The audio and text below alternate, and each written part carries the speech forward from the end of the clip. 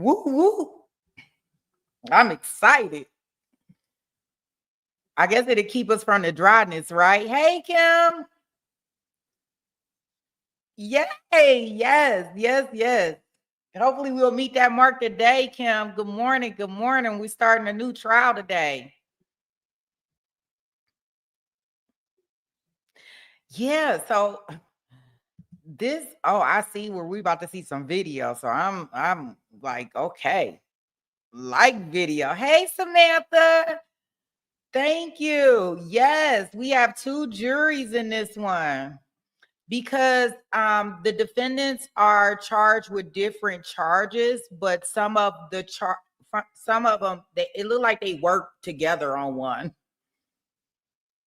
So it looked like one is charged with a single incident, and one of them is charged in two of them. So we got two defendants.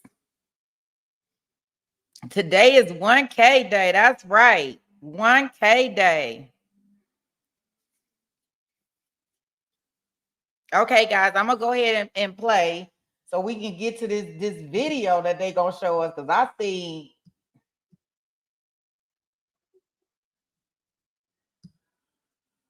Okay.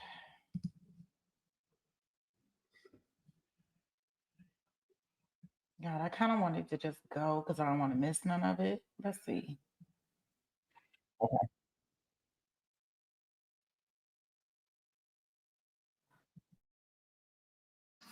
Good afternoon.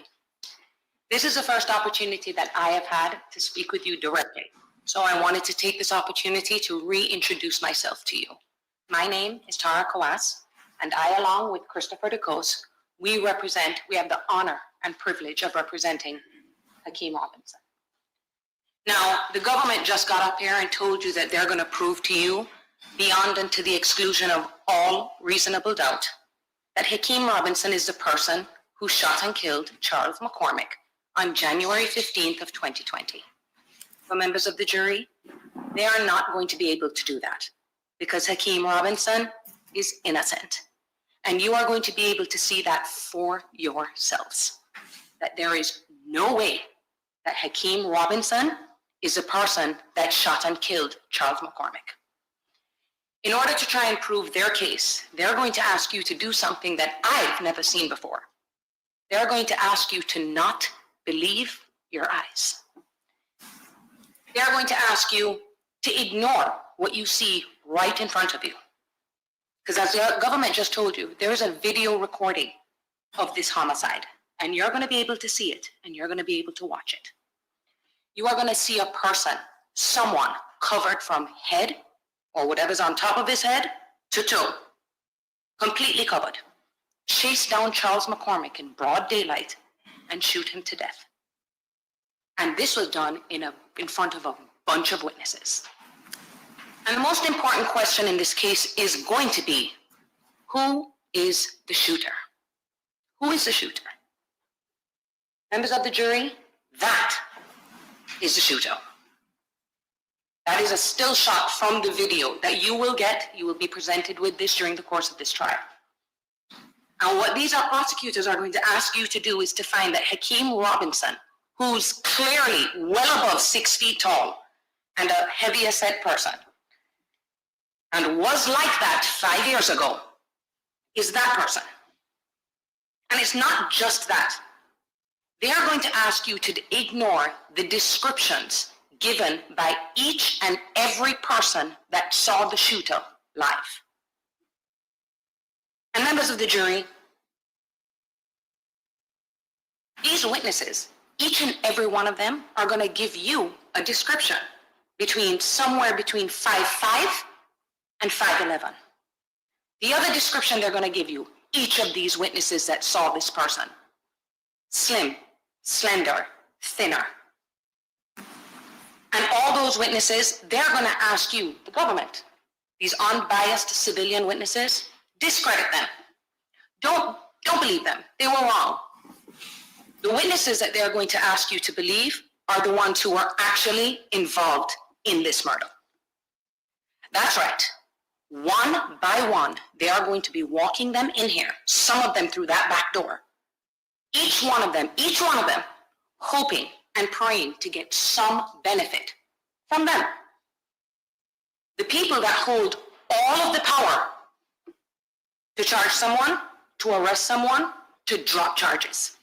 Then, all of these people are going to point the finger and go, the shooter is Hakeem.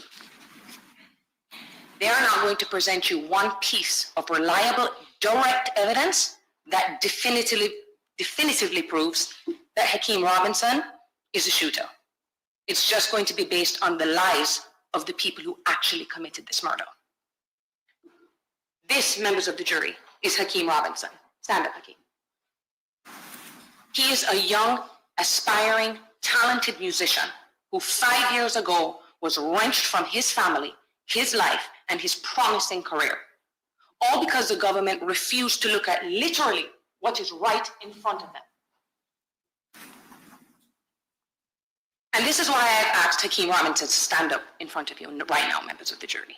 Because you may not have taken too much notice over the past 3 days. Each and every time you walked into the courtroom and you left and we stood up, you didn't realize at that time how important it was to take a look at how tall Hakeem Robinson is and how big he is. But it is going to be the focal point of this trial. Because once you watch that video in the entirety, and then you look at what is standing right in front of you, and you're going to get pictures and stuff around the time that this took place. He hasn't changed, despite what Mr. Cooper is telling you. He is the same. There will be no doubt in your mind that he is not the person that shot and killed Charles McCormick. So how do we get here? You can have a seat, Hakeem. How do we get here where a clearly innocent person is being accused of a crime that he did not commit? And it boils down to perception versus reality. Because you're going to see that Hakeem Robinson, he wasn't arrested until 9 months after the murder. And none of them realized how big he is until he was arrested. But by that time, instead of admitting to the mistake that they made and pulling back and doing an investigation to find out who really did it, they doubled down. And they started to build their case and their witnesses around the idea and the belief that it was Hakeem Robinson that was the shooter. Now, on 5 years ago, January 15, 2020, right on the brink of the world shutting down, right before the COVID-19 virus, Charles McCormick woke up in the morning, headed to Employment Express Agency on Merrill Road to follow up with getting a job.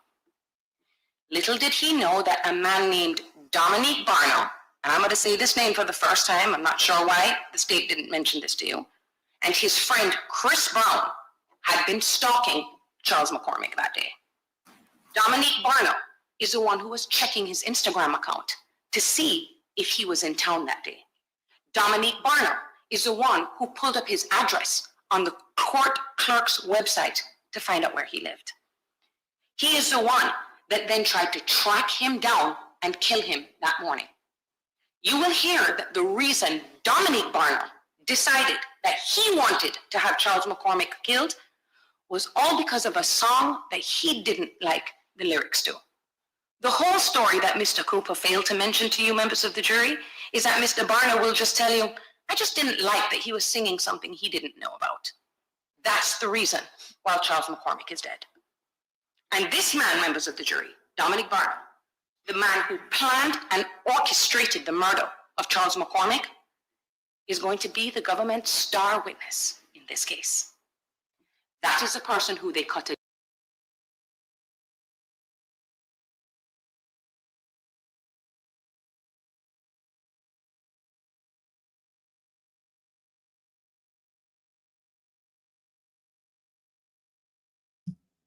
That's not me.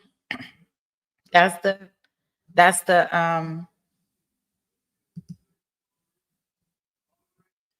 feed. Let's see. Sorry, guys. What did is that it? because he wanted the defendant to go free so he could kill him himself. That is their star witness who they're going to ask you to believe. This man was caught red-handed within 24 hours of the murder of Charles McCormick. And months go by of him denying his involvement. And when he realized that who they thought the shooter was, Hakeem Robinson, he pounced on it. He was like, this is how I'm going to get out of here. He decided he was going to lie to the government to get what he wanted, which is the hope of freedom. All he had to do and all he had to say was that Hakeem Robinson is the person behind that mask. And in exchange, I know Mr. Cooper was saying, oh, he's facing life, and that the judge hasn't sentenced him yet. But members of the jury, he's going to tell you the reasons he's doing this, because before this, he was facing mandatory life in prison. He would have died in prison. And in exchange for pointing the finger at Hakeem Robinson, he is hoping to get out in 20 years. Mind you, he's already served 5 of it. So in 15 years, he is hoping to go free. And Dominic Barnell, not going to be the only one. Another witness that they are going to put on this witness stand and ask you to believe, a man by the name of Abdul Robinson Sr., AKA Blue. Now, Mr. Cooper got up here and told you that this man is Hakeem's father, his biological father, but the whole truth is, members of the jury, he's just Hakeem's DNA contributor. The truth is, he has 9 other children by 5 different women that we know about. He has probably fathered a significant percentage of the men or women in Duval County. He was never involved in Hakeem's early life and only came around when Hakeem started to become a little recognized, a little famous with his music, and he started to make some real money. He actually tried to become Hakeem's manager. As you will learn in this trial in 2020, Hakeem was a local celebrity. He was a rap musician. And you're going to see that it was Blue is going to do what he's doing in this case. He uses people, and he was trying to use Hakeem. He is using the prosecutors in this case to get out of the 2 murder cases that we know that he have committed. He, just like Dominic Barnell, was caught red-handed in this case. He is the person that Dominic Barnell called for help to pick him and Leroy Whitaker up after they had broken into Barbara Buckley's home. But what you're also going to hear, members of the jury, and what is most important, this is not the first time that Dominique Barner and Blue have done this. That's right. Dominique Barner and Blue are co-defendants in a completely separate homicide case. They're co-defendants in that case, and they're co-defendants in this case. And you're going to learn that Blue, this ain't his first time cooperating with law enforcement. He's done that before, so he has experience. He knows that when he is in trouble and he is caught, if I say what the government wants to hear, I get out. He's done it before, and he's going to do it again in this courtroom. And what's more troubling with Blue, members of the jury, in exchange for his testimony in this case, he is hoping to get 76 months. 76 months. He's already served 60. So in less than 2 years, he is hoping to be back on the streets of Duval County. Now, Mr. Cooper just got up there and said the testimony against Hakeem being involved in this murder is going to be corroborated by reliable evidence. It is not.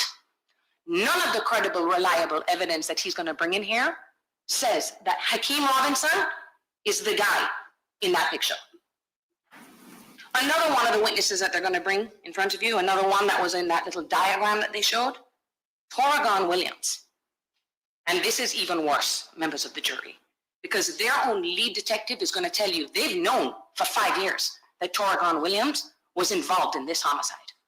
Dominic Barnell, years ago, told them Torragon Williams was involved, but he gets a full pass. He's not walking through that door. He's walking through that door. Never been arrested, full-blown immunity for his testimony in this case. And you wonder, wait, why would that happen 5 years later? Well, that's because Torragon Williams last year got arrested for trafficking in meth. That's the first time he decided to come forward and go, hey, wait a second, I'm in trouble. Prosecutors, I think I know, I have information that you might want. And by this time, members of the jury, 4 years have passed, and this case was plastered all over the internet for anyone to look up and see what they needed to find out about what they needed to say. After he decided to give a statement against Hakeem Robinson, what did? They drop his state case. Dismissed, no action. Then the federal government decided to pick up his case.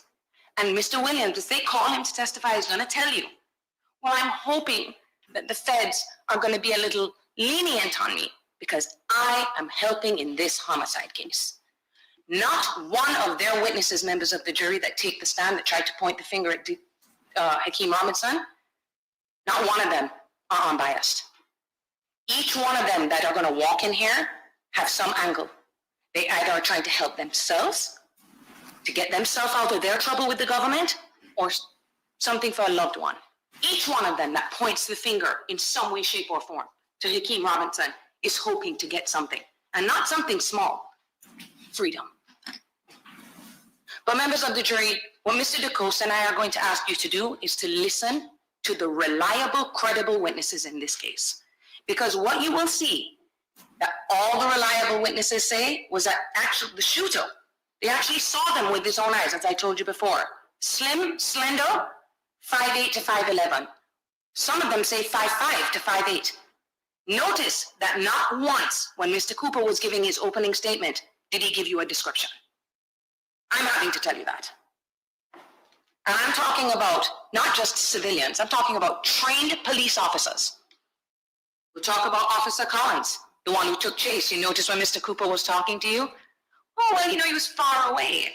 He was jumping the fence and didn't get a good look. He's getting you guys ready to make excuses for why the description does not match Hakeem Robinson, and not even close. Officer Collins is a trained police officer, been doing this for 20 years, knows how to give information like that so that other people, other officers who are listening, he knows to give reliable information. He may come up in here now, 5 years later, and try to backpedal, members of the jury. Not sure, I don't remember. But you remember what he said at the time. That's the most reliable. Before everyone realized that the descriptions, wait, they don't match. And it's not just him. It's not just Officer Collins. You're going to hear from Officer Graham, another one who saw the shooter in this case. You know what his description was? 21-year veteran with the Jacksonville Sheriff's Office, 5'8" to 5'10". Now, those are just the officers. Next, we're going to talk about the civilian witnesses. You're going to hear from Victor Kruger. Mr. Cooper mentioned him. He's a guy with the dash cam in his vehicle, the person that was probably the closest to the shooting, who, and he's right, by happenstance, just happened to have this video recording on his dash cam when this happened.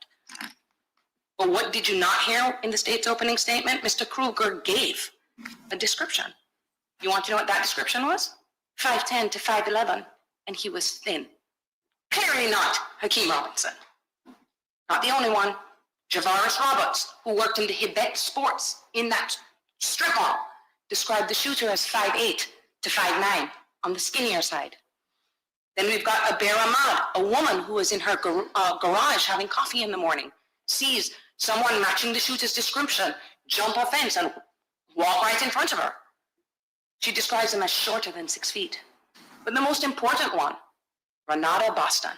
If you recall when Mr. Cooper was talking, he mentioned that the shooter ran through some woods and came out on the other side, and that magically Natalie Gant was there to pick up the shooter because she knew where he was. He didn't mention what Renata Boston described the shooter to look at, because she saw him come out of the woods. Slim build, 5'8" to 5'9", between 160 to 170 pounds. That is not even close to Hakeem Robinson. Multiple independent civilian witnesses, multiple police officers, all describing someone that could not possibly be Hakeem Robinson. And all their testimony, all of them, the ones whose testimony isn't bought with a promise of freedom, they're all consistent. It's clearly not him. The only eyewitnesses that will say that the shooter is Hakeem are the ones who have cut deals with the government. And they're not going to just present these eyewitnesses to you. As Mr. Cooper said, they're going to present all this other stuff, but take a close look at the details of what they present to you. Because not one piece of that evidence is going to be direct evidence that Hakeem Robinson is the shooter. Let's start with the cell phone evidence, because it's going to be a lot. All the records that they're going to produce to you, all the cell phone records that definitively show 100% Dominique Barna using his phone, Leroy Whitaker using his phone, Abdul Robinson Jr. using his phone, Abdul Robinson Sr. using his phone. All of them are communicating with each other. You know whose phone isn't being used? Or they don't have a record of being used at all? Hakeem Robinson. Mr. Cooper just got up here and told you that he's going to try to put a phone in the possession of Hakeem Robinson, a phone number that begins with 478. You know whose phone that's registered to? Abdul Robinson Sr., aka Blues, former dead best friend. That phone is registered to his father, not to him. And you're going to see that that phone the day before was pinging in the same place that his father was. They're going to try to make you think and connect that phone to Hakeem Robinson, and they will be unable to do so. Next up, fingerprints and DNA. They're going to try to present you with DNA and fingerprint evidence trying to put Hakeem in that car on that day. But members of the jury, their own expert will tell you, their experts are going to tell you, we have no idea when that DNA was left there or how. We have no idea how that fingerprint, when or where it got there. All that proves to you, members of the jury, is Hakeem Robinson knows Leroy Whitaker. They're cousins. They hang out together. That's a fact that we're not disputing. And what did Mr. Cooper fail to tell you? That DNA was found on a t-shirt that was in the car. It's not just Hakeem Robinson's DNA. The expert is going to tell you that it's mixed up with 3 other people that I don't know who it is that's on that shirt. Then they're going to tell you that, well, I'm going to tell you that the evidence will show that a man's DNA was found in that car. That's going to say, I don't know how my DNA got in there, but it's there. As someone that is completely disassociated with this case. All that's going to prove, members of the jury, is that Hakeem Robinson, Leroy Whitaker, Torgon Williams, they're all friends and that they know each other. He told you that car was had been reported stolen for 2 months. They had been all in and out of that car. That DNA and that fingerprint does not place him in the car on the day of the murder. You're going to hear about all of the DNA that they have been unable to identify or match with someone else. But members of the jury, what I do want you to know is, even though Hakeem hung out with all these guys and he grew up with them and stuff, Hakeem was different because he was making it. Charles McCormick, they said he put out that song. He didn't put out a song. I mean, no one knew about that song. I mean, he tried to release it. He wasn't on the level of Hakeem Robinson, AKA, you're going to hear this name a lot throughout the course of the trial, Ksoo. And what you're going to hear, members of the jury, which is going to be very important. 4 days before the murder of Charles McCormick, Hakeem Robinson was signed to a record label that gave him a $40,000 advance. 4 days before. He was making it. He was leaving. He was doing his music. All of these people, though, they wanted to be around him. They wanted to share in his fame. But Hakeem cannot be put in this just because he hung around with the wrong people and was friends with them. He is not responsible for what they did in their free time. And even the government, well, I thought the government would agree that you cannot convict someone by association. And that is true, members of the jury. Guilty by association has no place in this courtroom. Mr. Cooper also mentioned something about a social media post. But members of the jury, when you view these pieces of evidence, please take them into context. He said it happened right after he made this post, 7 days after he made this post, okay? And it's all assumption and speculation with the phrase that he used. He is trying to say that that is somehow a confession. That post didn't say, hey, I killed Charles McCormick. He's going to ask you to imply that when he mentioned that had something to do with the murder that happened before that he had nothing to do with. But members of the jury, what we are going to ask, and this is what I'm just going to ask, we are at the beginning of this case. You haven't heard any of the evidence or seen any of the evidence yet. All I ask of you, each of you, is to please just pay close attention and really listen. Because when you strip away all the evidence that isn't either bought with money or the promise of freedom, the truth is going to be staring you right in your face. Focus on the credible, reliable, unbiased testimony from the witnesses, coupled with what you can see right in front of them. More importantly, your common sense, because that is what you will need to see the truth in this case, because it is not him, members of the jury. Mr. Cooper talked about the fact that this case is going to be a puzzle and that you'll be able to see a picture at the end. But I'm going to tell you this, members of the jury. If one piece of that puzzle doesn't fit, it is not guilty. Do not shave the pieces of those puzzles to try to force it to fit. Because when you look, you are going to see the description does not match Hakeem Robinson, not even close. Now, members of the jury, there is a reason why the framers of the Constitution, this country's Constitution, ensured that the government would not have too much control over the freedom of the citizens they are meant to protect. And that was by giving the final word, not to the court, not to the state, but to you. People are innately flawed in that they sometimes can't see the truth when it's staring them right in front of their face, or they can't admit it when they've made a mistake.